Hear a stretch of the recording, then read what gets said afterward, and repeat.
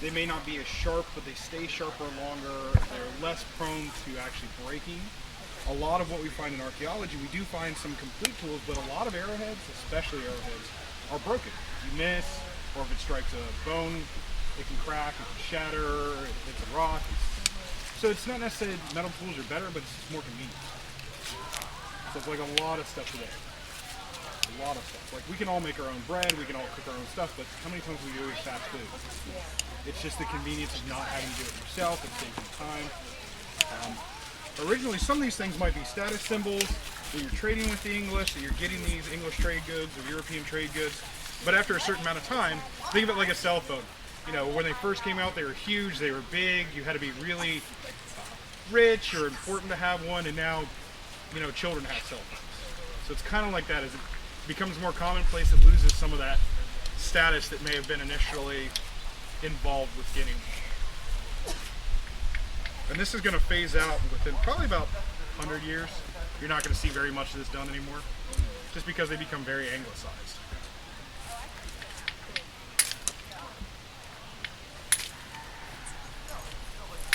Did you guys have any other questions for us?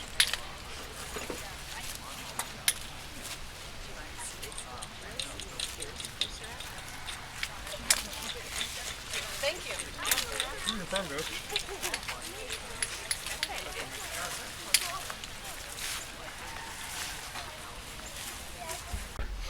And how do you think we're going to store them? Store them How are they going to store the meat? in the ground. Back here? Smoke them. We're going to do something today that's kind of a snack food, a novelty food. Oh, We have a jerky. big bowl of it over there. Jerky. Jerky. Jerky. And so the men will come from the hunt and they're going to help with that. Dry it out. And other than that, what we're going to do with the rest of this, where it's close to the bone, is we're going to put in that pot, we're going to put it over the fire, and we're going to make a big soup out of it. So that's how you cook a lot of your bonier pieces of meat.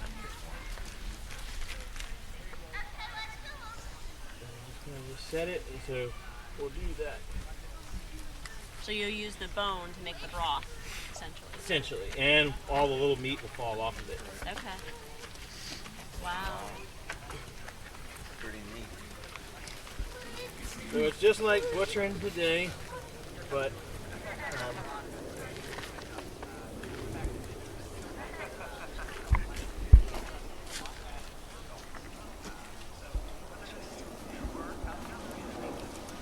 except we don't have some of the modern butchering conveniences.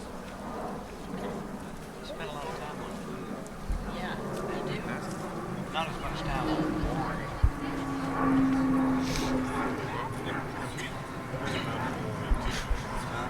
Fair amount of time on that.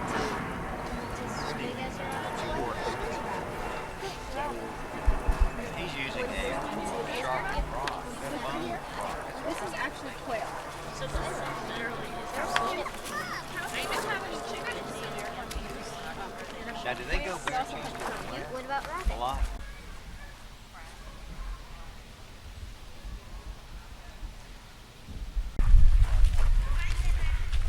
Bread and some corn on the cob today, and I might do some tarts as well.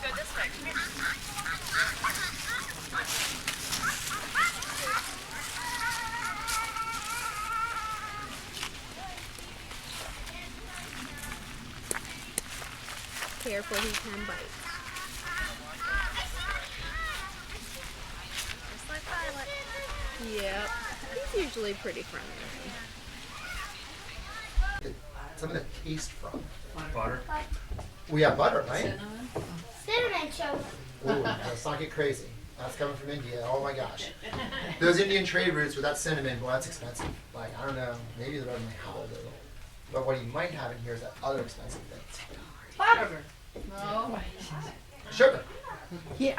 Sugar. Oh, I said that earlier. Sugar. I mean, to fill this bowl full of sugar back then would cost a working man a month's wage. Right? So, again, expensive. So we have what? What's that? Butter. All right. Butter's not expensive. So why would the Reverend have maybe some of those sugars and cinnamons? people from England would go, Reverend, we're going to hook you up back in Virginia. They got them for snacks. Could be, absolutely. So this cookie, by today's standards, if we put all those good things in there, like the sugar, and let's say there was some cinnamon thrown in, this would, by today's standards, this would be a $50 cookie. All right, so how many would you get? Not many. Not many, right? So again, things are just a little different.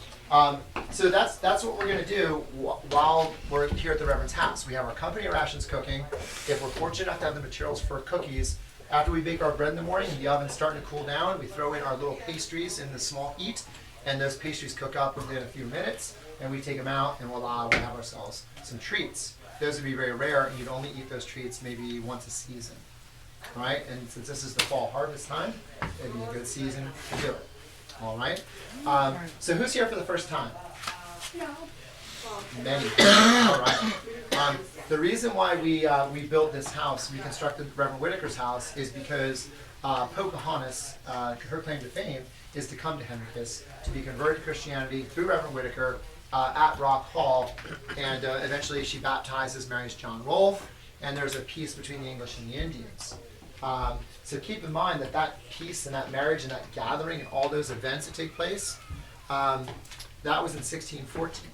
So when do the Pilgrims and the Indians have their gathering? I have a question. 1621. So when we talk about gatherings with Indians and peaceful and festive times, the Virginia colonists were doing it long before the Pilgrims, who are English people. They're kind of sketchy English people. They gotta be careful about them. Yes. Could they stick their hand out of the window to see what the weather was like? If they didn't have TV. You could. Hopefully there's not a bird up the corner of the house.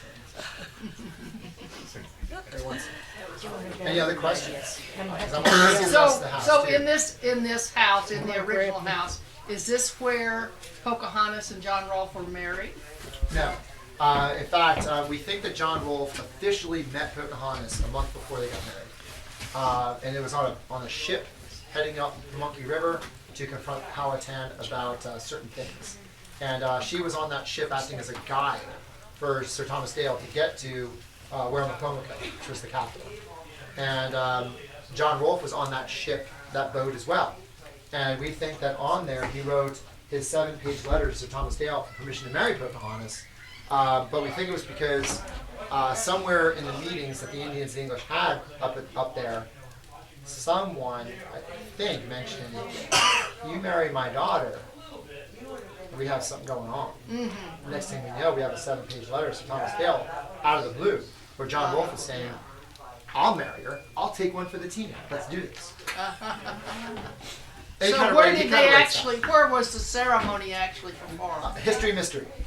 History mystery, okay. No one ever recorded it. There's 3 churches in Virginia in 1614. Jamestown, here, and Bermuda City. Now, you got to ask yourself, where would you do the ceremony?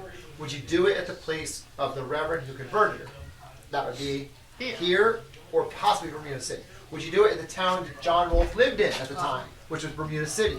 Or would you do it in the place where the church is, where the governor's at, which is Jamestown? So we don't know. Yeah. And no one funny enough wrote it. You guys, doesn't everyone write down the church you're going to get married in? Yeah. Nobody wrote it down. John Rolfe never wrote it down. Dale never wrote it down. Whitaker never wrote it down. Nobody wrote it down. We're not sure why. There's always mysteries. But we're sure it happened. Sure it happened. Absolutely. Absolutely. So, anyway, we want you to go see the rest of the house. I want to get on with some more cooking. I always got to tend my fire. Yeah. And if you got any more questions, my name's John. And my title here is the Historic Site Supervisor. So I'm kind of the boss of all this today. And I usually am here every day working. So if you ever come back here, you'll always find me in the Reverend's house. Okay? All right. But Relations with the natives here. I don't have a weapon on me. I have kind of beat up clothing. Even though I have a weird little beard going on, I'm the youngest out of everyone. So what they're going to do is, sir, how old are you? If I need groceries, I can go to the grocery store and I can find cucumbers, peppers, lettuce. You're 6? All right, so you have a few more years. Now, at the age of 10, we see that the English start sending 10-year-old boys to live with the Powhatans. So when you go to a new country, one of the first differences you might notice is speaking a different language. So the English are going to arrive here. They know that the Powhatan Indians are going to speak a different language. But what they quickly become aware of is it's not that simple, because here in the Chesapeake region, there's 3 language groups that are spoken. You have Algonquin, you have Siouan, and you have an Iroquoian language being spoken.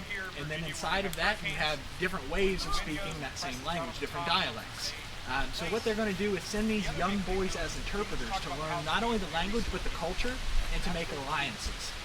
So if Kyle's coming in he would walk into the village to want to trade, do you think Corey or any of the Powhatan Indians here would be very trusting of a man that's carrying 6 different ways to kill you? No. All right, and the soldiers aren't necessarily known to be the most diplomatic folks. They're going to come in with their demands, what they need, and hope to leave. So the English benefit from sending these young men in to kind of ease the diplomatic relations. And we know that the Powhatan's are very fond of these English boys. Powhatan himself actually refers to one of the boys as his son. And then the Powhatans are going to send over young interpreters as well to live with the English to serve the same purpose. So you see English interpreters being on the books, being paid by the Virginia government until the 1730s. They'll start in 1607 and it goes all the way to the 1730s. And then they stop basically because the Powhatan Indians, it's found that they're no longer speaking their native language. They've adopted English and they are using it for trade and things like that. So no longer needed. But you're more than welcome to look at some of the items on our blanket. I promise I'll stop yapping at you for a little bit. But we have all of our items here. And none of these items, as you can see, are things we can eat. And that's what the English are in desperate need of here when they come here. They need information and they need something to eat. So what they're going to do is use these items to gain those 2 things. We'll trade blankets, beads, copper to the Powhatans in exchange for gourds, corn, grain, all different kinds of things. Some of these different novelties that we have here we can also use to trade for those animal furs that we are going to take and send back to England. So we can pay a little bit of money for these things here, but we consider it an investment because we'll bring this over on the ship, it lightens our load, we'll fill the ship full of this junk, these trinkets. Then we're going to use them to trade with the Powhatans, barter with them to get really good priced items, and then we'll sell them back over in Europe for a decent price, buy more trade goods, invest again, and make that rotation on the trade. So the English make out pretty well with it. In the beginning, it's a necessity, but they quickly learn that there's good money to be had. Well, what do you think you can use feathers? And you're more than welcome to come close and handle any of the items. Only ones we ask you